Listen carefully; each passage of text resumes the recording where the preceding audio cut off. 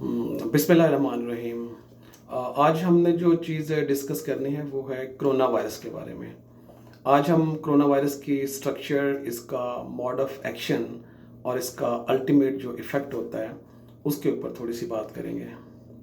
1930 और फिर 1960 और आज तक जितने भी अच्छे जर्नल्स के अंदर जितने भी रिसर्च पेपर हैं वो सारे मैंने डाउनलोड करके इसका एक बुकलेट बनाया और इसको मैंने बड़ा थॉरोली स्टडी किया और मेरी कोशिश है कि ये एक आम फहम इंसान को बताया जाए कि आखिर ये कोरोना, इसकी स्ट्रक्चर क्या है और ये किस तरीके से इफ़ेक्ट करता है और इसका फिर एंड जो रिज़ल्ट है वो किस तरह से हो सकता है। जब भी कोई अच्छी जंग लड़नी हो, कोई वॉर की मैनेजमेंट करनी हो, तो उसकी मैनेजमेंट को हम इंटीग्रेशन में ले जाते हैं, उसकी इंटीग्रेटेड वॉर मैनेजमेंट करते हैं, उसको मुख्तलिफ हिस्सों में हम लोग तकसीम कर लेते हैं।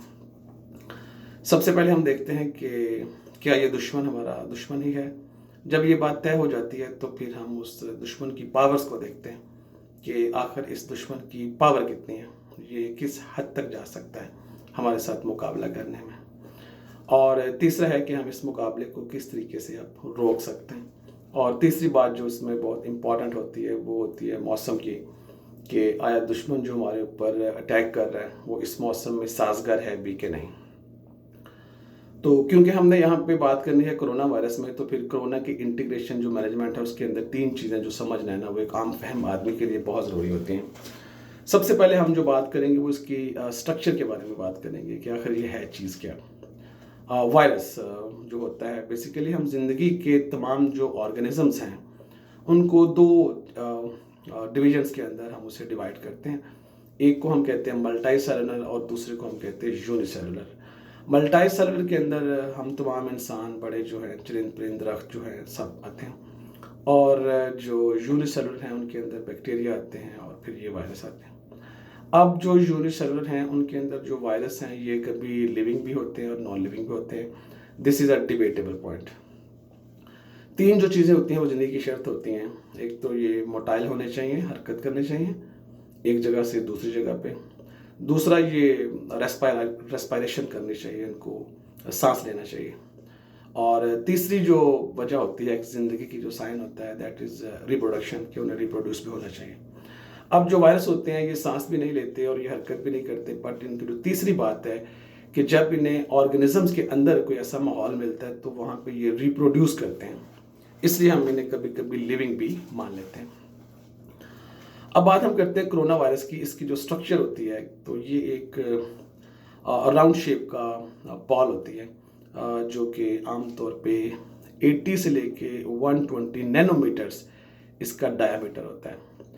और इसके डायमीटर के ऊपर, इसके ऊपर जो चीज़ लगी होती है, दैट इज़ कॉल्ड, ये जो क्लस्टर शेप्ड वायरल स्पाइक्स होते हैं इसके अंदर, और इन्हें हम स्पाइक पेप्लोमर्स भी कहते हैं। ये बिल्कुल कांटे की तरह के होते हैं। अब इसके अंदर की बात करते हैं तो इसके अंदर सिंगल स्ट्रैंडेड आरएनए होते हैं, एक जोड़ा होता है। और ये जो आरएनए है ये वायरस के अंदर सबसे लंबा आरएनए होता है, जो 26 से लेके 32 किलो बेसिस तक हो सकता है। ये बहुत लंबा आरएनए की हिस्ट्री में वायरस के अंदर। अब ये जो वायरस होते हैं जब ये इंसान के अंदर दाखिल होते हैं मुख्तलिफ तरीक़ों से, जैसे ड्रॉपलेट्स के अंदर, तीन चीज़ों से ये दाखिल हो सकते हैं, आपके नेज़ल कैविटी के अंदर से, माउथ के अंदर से और आपकी आँख के अंदर से। जब ये तीनों आपके जिस्म के अंदर दाखिल हो जाते हैं तो आपके ये म्यूकस के ज़रिए थ्रोट के अंदर, जब ये बैक ऑफ द थ्रोट जाते हैं तो वहाँ पे इन्हें टेम्परेचर भी मिलता है, नमी भी मिलती है, इन्हें साजगार माहौल मिलता है। तो वहाँ ये क्या करते हैं कि ये सेल्स के ऊपर जब अटैक करते हैं और इनके ऊपर जो कांटे लगे होते हैं ये 20 नैनोमीटर्स लंबे होते हैं और बेसिकली ये लिपिड्स और प्रोटीन्स के बने होते हैं। और जब ये सेल्स की मेम्ब्रेन के साथ अटैच होते हैं तो ये वहाँ पे एंकर कर देते हैं, उसके अंदर गाड़े जाते हैं। ये जब ये वायरस उन सेल्स के अंदर अपने आप को जमा लेता है तो फिर इसकी साइड से रप्चर होता है और इसका जो जेनेटिक मटेरियल होता है, जो आरएनए होते हैं, वो उस सेल्स के अंदर दाखिल हो जाते हैं। यही काम ये थ्रोट के बैक वाले हिस्से में करता है और यही काम ये जाकर शुरू कर देता है आपके लंग्स के अंदर। और लंग्स के अंदर एवोलाइज होते हैं, ब्रोंचियोल्स होते हैं और लंग सैक्स होते हैं। और ये सारी जो चीज़ें होती हैं ये खून के अंदर गैसेस के एक्सचेंज के ज़ामिन होते हैं। इन्होंने डीऑक्सीजनेटेड ब्लड लेना होता है और उससे ऑक्सीजन दे के ऑक्सीजनेटेड ब्लड बना के वापस कर देना होता है। ये लंग्स का फंक्शन होता है। जैसे ही ये वायरसेस इन तमाम सेल्स के अंदर जाते हैं, इनके करीब पहुंचते हैं, तो अपना जेनेटिक मटेरियल ये उनके अंदर दाखिल करते हैं और जाते ही ये वहाँ की कमांड जो है उस सेल्स के अंदर मेटाबॉलिज्म की जितनी कमांड होती है वो सारी संभाल लेते हैं और उन्हें ऑर्डर देते हैं, don't do the usual jobs. अब मेटाबॉलिज्म के ऊपर सारी ज़िंदगी का इन्हिसार होता है और ख़ास तौर पे जिगर, जिसने हर लम्हा आपकी गैसेस को एक्सचेंज करना होता है। तो जब ये सेल्स की सारी मेटाबॉलिज्म के निज़ाम को दरहम बरहम कर देता है और वहाँ पे कुछ सिक्रीशंस फिर ये प्रोड्यूस करते हैं, जिसकी वजह से वो स्वॉलन हो जाती हैं, इन्फ्लेम्ड कहते हैं उसको। आपके जो लंग्स होते हैं वो इन्फ्लेम्ड होते हैं, फूल जाते हैं, स्वेलन हो जाते हैं।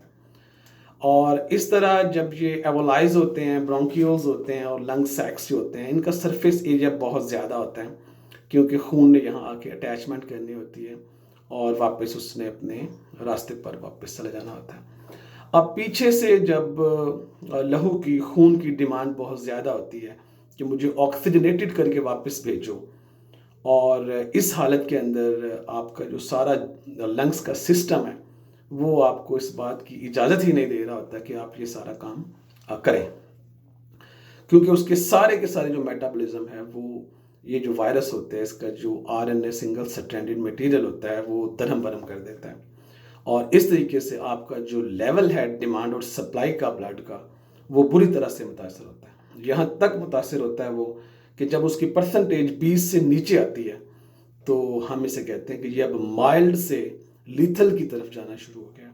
और जैसे ही वो डाउन से डाउन होता चला जाता है तो खून को फिर सप्लाई नहीं मिलती ऑक्सीजन की, उससे हमारी सफोकेशन होती है, उससे कफ भी बढ़ती है और उसके सांस के अंदर हमारी बहुत सारी प्रॉब्लम आती है। जब सांस में बहुत सारी प्रॉब्लम आएगी तो एक वक्त ऐसा आएगा जब ये अक्यूट हालत में चला जाता है, उसके बाद फिर खुदा न खास्ता जो आपका पेशेंट है उसकी डेथ भी हो सकती है। अब इसके बचने के लिए हमारे पास इसकी अभी तक मेडिकेशन कोई तैयार नहीं हो सकती, क्योंकि जितने भी आपकी मेडिसिन है जो आप इसके लिए वैक्सीन हम बनाना चाह रहे हैं, वैक्सीन इटसेल्फ इज़ वायरसेस, वो भी वायरसेस होते हैं जो इनके किसी भी काम के साथ हम उनका एंटी एक्शन करवाते हैं। एक एक्शन किसी वायरस ने या बैक्टीरिया ने किया तो हम उसके खिलाफ भी बैक्टीरिया और वायरस को ही इस्तेमाल करते हैं। तो इस मेडिकेशन आने में तो अभी वक्त लगेगा, साइंटिस्ट सब लोग काम कर रहे हैं, तो इसके लिए अब प्रिकॉशंस चल सकती हैं। तो प्रिकॉशंस में इसके लिए जो हम पाप कहते हैं उसका लाइन ऑफ एक्शन इस तरह से होता है कि जो आपकी स्टीम होती है, the molecules of the water having the kinetic energy more than the average, they convert into the gaseous state and become steam. जब आप स्टीम को इनहेल करते हैं तो इट मीन्स कि steam having the more temperature than the boiling water, but वो उसके जो इंटरस्पेसीज होती हैं स्टीम की वो बहुत ज़्यादा होती हैं और वो जब हम उसे इनहेल करते हैं तो वो हमें हर्ट नहीं करती। जब हम उन्हें सीधा इनहेल करते हैं और लंग्स में लेके जाते हैं तो ये लाइपोप्रोटीन्स, ये ग्लाइकोप्रोटीन्स 3 और ग्लाइकोप्रोटीन्स 1, जिसके इससे बाहर की झिल्ली और ये जो नेल्स होते हैं इसके बाहर, ये इन चीज़ों से बने होते हैं। तो जब हम गर्म भाप लेते हैं या गर्म पानी के गर्गल्स करते हैं तो इससे क्या होता है कि वो जो उसकी मेखें उसके अंदर गड़ी होती हैं आपके लंग्स के अंदर, वो उसको उखाड़ने की कोशिश करता है और उसको सीधा वो स्टमक के अंदर जाता है, क्योंकि स्टमक की जो एसिडिटी होती है दैट इज़ ऑलवेज 3.5, ये काफ़ी एसिडिक सिचुएशन होती है और यहाँ पे जाके ये सेल्स जो हैं वो सेल को रप्चर्स नहीं कर सकते, उनको नुकसान नहीं पहुँचा सकते और इन्हें हम फिर एक्सक्रीट भी आसानी से कर सकते हैं। सो इस वायरस से बचने के लिए इस वक्त जो सबसे अच्छी तदबीर है वो यही है कि आप ज़्यादा से ज़्यादा स्टीम लें और इसको इनहेल करने से आइज़ के ज़रिए, नेज़ल के ज़रिए और थ्रॉट के ज़रिए इसका जो इफ़ेक्ट है वो कम से कम हम रखेंगे। तो मैंने इस लेक्चर को बहुत आसान किया है, इसमें बहुत सारे बायोलॉजिकल वर्ड्स जो हैं वो हमने कोशिश की है कि वो ना बोले जाएं, और इस बात को हम एक आम फहम लेक्चर बनाएं, और कि इससे वायरस से कैसे ये अटैक करता है, क्या इसकी स्ट्रक्चर है, और कैसे ये इंसान को नुकसान पहुंचाता है। तो इससे बचने के लिए ये प्रिकॉशंस जो हैं वो बहुत ज़रूरी हैं। कोशिश करें कि ये हमारी बॉडी में और हमारे जितने अहबाब हमारे साथ रहते हैं ये हमारे अंदर इन्फेक्ट ना कर सके। अगले लेक्चर में इंशाल्लाह हम काफ़ी कोशिश करेंगे कि मज़ीद ये लंग्स के साथ कैसे कैसे करता है, इस बात को हम मज़ीद कॉम्प्लेक्स भी कर सकते हैं। तो इंशाल्लाह दोबारा से ये बात करेंगे। अपना और अपने अहबाब का बहुत सा ख्याल रखिएगा। अल्लाह ताला इस एपिडेमिक से मुझे बल्कि पूरे इंसानियत को इससे बचाए। अपना और अपने घर वालों का बहुत ख्याल रखिएगा। Doctor Aurangzeb Rao, university of Calgary, Canada. Thank you very much. अस्सलाम वालेकुम।